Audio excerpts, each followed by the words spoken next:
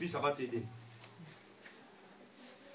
Lisez, on lit ça dans la Bible, dans le livre de Luc 3, 8 et 9. Nous lisons.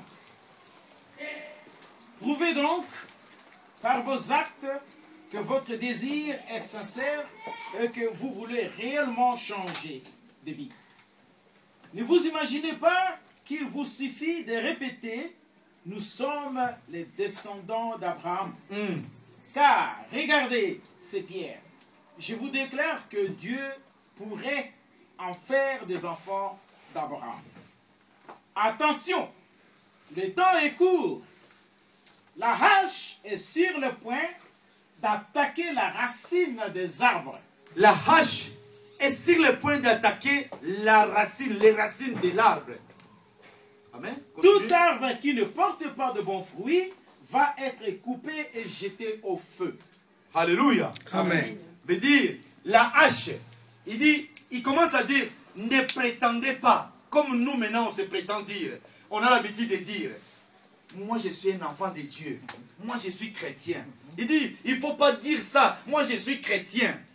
Tu dis je suis chrétien, on te regarde comme ça, on voit que tu es plus qu'un païen. Alléluia. Amen. Amen. Il dit, ne prétendez pas à dire, ne prétends pas, komiko satomi loba, omiloba yomoko, que moi je suis un enfant de Dieu. Parce que de ces pierres, Dieu peut faire de ces pierres les enfants à Abraham. Alléluia. Amen. Il dit, tu sais que nous, oh, comme les chanteurs me chantaient là, Nabeta Katolo, moi je tape la poitrine. Alléluia. Amen. Beta tolo malamu, ou beta tolo tolo nego toboka. Tu tapes la poitrine bien. Ça va te servir à rien du tout. Parce que si tu n'obéis pas au Seigneur, si tu n'es pas un arbre qui porte de bons fruits, sache que non, la hache est mise sur la racine. On ne dit pas... pourquoi on dit la racine? Parce qu'on ne veut pas couper en haut. Parce que si on coupe en haut, ça va sortir un peu, ça va continuer à monter. Mais pour couper le mal, peuple de Dieu, il faut commencer par le bas. Parce que si on coupe la racine, l'arbre en haut, ça va mourir. On regarde comme ça, mais comment ça sèche? Comment ça sèche? Parce qu'on a coupé là où ça donne. Parce que c'est les racines qui prennent l'eau. Alléluia. Amen. C'est les racines. S'il y a la sécheresse en bas, l'arbre sèche aussi en haut. Parce que ça nourrit plus l'arbre. L'arbre est nourri par des racines. N'est-ce pas? Et c'est pourquoi Dieu dit que non, la hache, comme je peux dire, les passos là, dans lingala. Et chami na misisa, pembe na misisa. Et chami, parce que c'est la caca, ta. On coupe ça. Et puis nous étions à Tikali à côté les mains. Mais petit à petit, on va dans le caouk. Après, nous étions à boire qui on mort. Après cet arbre, on le met au feu. Pourquoi on le met au feu? Quel feu? C'est le feu éternel. Alléluia. Amen. C'est pourquoi la Bible dit, produisez les fruits qui sont dignes de la repentance. Le fruit, c'est ça, c'est que Dieu cherche. Peuple de Dieu, les païens maintenant, ils cherchent des enfants, qui produisent des fruits. Pourquoi beaucoup de gens ils prient plus? Peut-être c'est nous les serviteurs de Dieu qui ne sont pas modèles. Peut-être c'est les païens qui ne sont pas modèles. Alléluia. C'est les deux côtés. Je ne vous condamne pas, mais je vous dis, c'est nous, c'est vous. Parce que nous avons entendu, moi j'ai l'habitude d'entendre des choses. Je parle comme ça parmi les païens, ils critiquent. Cet homme de Dieu, il a fait comme ça. Cet homme de Dieu, il a fait comme ça. Et vous savez ce que moi j'ai fait? Je ferme ma bouche. Alléluia. Amen. Parce que tant que moi, je suis modèle, je fais l'effort moi-même.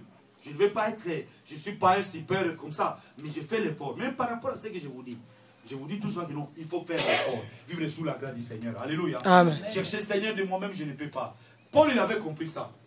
Il dit, le mal que je ne vais pas faire, c'est ça ce que j'ai fait. Ma béon a la kosala te yangoni nazo sala. Mais malamu na liki kosala nazo sala yangote. J'ai besoin de faire du bien, mais je me retrouve toujours dans le mal. Oh misérable qui je suis, qui me délivrera de ce corps? Alléluia. Amen. Après il a compris. Il dit gloire te soit rendue au Seigneur. Alléluia. Amen. Gloire soit rendue au Seigneur au travers de Jésus-Christ. Parce qu'il avait compris que non, il n'y a que Jésus-Christ qui peut le délivrer. Amen. Même toi ma soeur, mon frère, si tu vraiment tu as besoin de la délivrance, il n'y a que lui qui peut te délivrer. Il n'y a que lui seul. Mais en cela, tu dois mettre dans ta tête, tu vas mettre dans ton cœur ce désir-là. Comme on dit, le désir de l'éternité. Pensez toujours à l'éternité. Pensez à l'éternité. Que l'éternité soit l'obsession de ton cœur. Alléluia. Amen. L'éternité soit l'obsession de ma cœur, de mon cœur à moi, de ton cœur ma soeur, de ton cœur mon frère.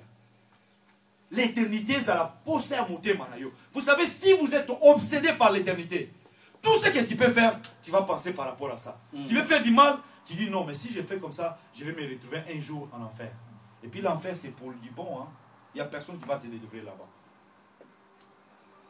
C'est comme les gens qui sont... Je vous donne l'exemple. Vous avez en États-Unis, dans des contrées où on dit condamné à mort. Hein? Si aujourd'hui on dit, messieurs, vous êtes condamnés à mort. Les mêmes jours on te tue? Non. Les mêmes jours tu es tué? Non. On fait quoi? On te laisse dans la prison. On te nourrit même comme il faut. Regardez les prisonniers. Est-ce qu'il y a des prisonniers qui sont moches, qui sont maigres? Non. Parce qu'il a tout. On lui donne tout ce qu'il faut. À manger, à gogo. Même avant d'être tué. On t'exige mange. On t'amène. Tu sais que non, dans une heure tu vas être tué. On va là-bas, on te demande. Qu'est-ce que tu vas manger? Tu dis non, je vais manger les œufs, je vais manger le beef-teff, je vais manger comme ça. On t'amène tout. Tu manges, tu manges, tu manges. Ils ne veulent pas que tu partes affamé. Est-ce que ça se fait? Ça se fait? C'est pas gentil. Vous voulez me tuer, n'est-ce pas, papa? Oui, c'est une moquerie. C'est une moquerie. Vous allez me tuer. Vous allez m'injecter des produits suicidaires. Hein? Et puis, vous m'appelez, vous me donnez à manger. Après quelques temps, vous m'allongez quelque part, vous m'injectez les produits et puis moi je pars. Ça sert à quoi? Tuez-moi comme ça, même ma famille, parce que le corps n'a pas besoin de ça. Alléluia. Amen. Je vais me retrouver où? En enfer ou quelque part. Mais pas avec les corps. Pas avec les corps. Peuple dit, la personne est condamnée aujourd'hui, peut-être il va être exécuté. Après même 40 ans, même après 20 ans, même après 10 ans. Mais il est là. Ils savent que non, moi là où je suis dans le couloir de la mort. Il y a beaucoup des enfants de Dieu qui sont dans le couloir de la mort. Ils attendent que tout simplement l'exécution. Ils attendent l'exécution.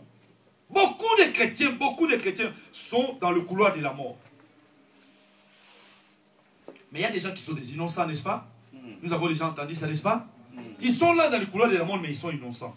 Ils n'ont pas péché. Ils n'ont pas commis des meurtres. Mais Dieu, dans sa justice, des fois, il permet que non, ces gens puissent sortir. Alléluia. Amen. On fait les tests d'ADN, on fait des recherches, on fait des machins comme ça. Non, il était innocent. Ma soeur, mon frère, l'innocence là, dans la Bible, on appelle ça la repentance. Alléluia. Amen. Pour sortir du couloir de la mort, il faut se repentir devant le Seigneur. C'est ça ce que Jean-Baptiste il a compris. Il a dit, repentez-vous, produisez les fruits qui sont dignes de la repentance. Amen. Parce que si vous ne vous repentez pas, vous allez rester dans la couloir de la mort. Un jour, on va vous prendre, on va vous nourrir, comme on vous nourrit aujourd'hui spirituellement, et puis on va vous tuer. On va t'injecter des produits suicidaires et puis tu vas partir. C'est ça. Ne fatiguez pas l'éternel peuple de Dieu. Ça, c'est une petite parole. C'est seulement un verset. Même pour les jeunes, ne suivez pas les mouvements. Vous savez une chose, je vous dis quelque chose. Moi-même, dans ma belle famille, ma femme, elle est là. Des fois, moi, j'ai dit chez moi, telle chose n'entre pas. Parce que c'est chez moi. Alléluia. Amen. Moi, je vais obéir au Seigneur. Moi, si je ne fume pas, je ne bois pas, je ne veux pas que non, celui qui fume et qui boit, qui vient dans ma maison, viens faire ça. Tu veux faire ça. Je ne t'interdis pas. Mais je te dis, tu fais ça ailleurs. Alléluia. Amen. Parce que mon Dieu, je vais l'obéir. Je ne vais pas faire non, parce que c'est mon bon frère, je vais vraiment me soumettre à mon bon frère, mais le respecter. Non. Il est mon bon frère, mais il n'est pas mon Dieu. Alléluia. Amen. Moi, j'ai mon Dieu à moi. Lui, il doit se soumettre à mon Dieu. Amen. N'est-ce pas, maman Claudine? Ma belle sœur qui est là. Moi, j'ai reçu mes beaux-frères quand j'étais au Tessin. Ils sont venus, mais malheureusement, moi, je ne connais pas les machins, je ne connais pas les vins, les machins. Ils ont fait quoi? Ils m'ont trompé. Ils ont mis dans la bouteille des coca. Moi, je pensais qu'ils boivent les coca, mais ils buvaient des vins. Après, même, ils ont compris. Et puis, ils sont sortis dehors, ils sont allés boire ça. Vous savez, il y a des choses, hein. Des fois, nous cherchons à plaire aux gens. Et non, parce qu'il y a ça, parce que c'est mon fils ou ma fille qui est mariée, moi, je vais plaire, je vais faire quelque chose qui... Non. Même si mon fils, aujourd'hui, il se marie. Mais on va faire tout selon Dieu. Alléluia. Amen. On va faire tout selon Dieu. Même si c'est froid. Moi, j'ai insisté. Je me suis déplacé une fois, entre parenthèses. Je quitte ici, je pars à Bruxelles. On part. Fanny, malheureusement, il n'était pas là. Il n'y a pas les parents qui étaient là. On était moi, ma femme, papa Moro et maman Voula. On était là dans le mariage. Mais je vous dis, quelle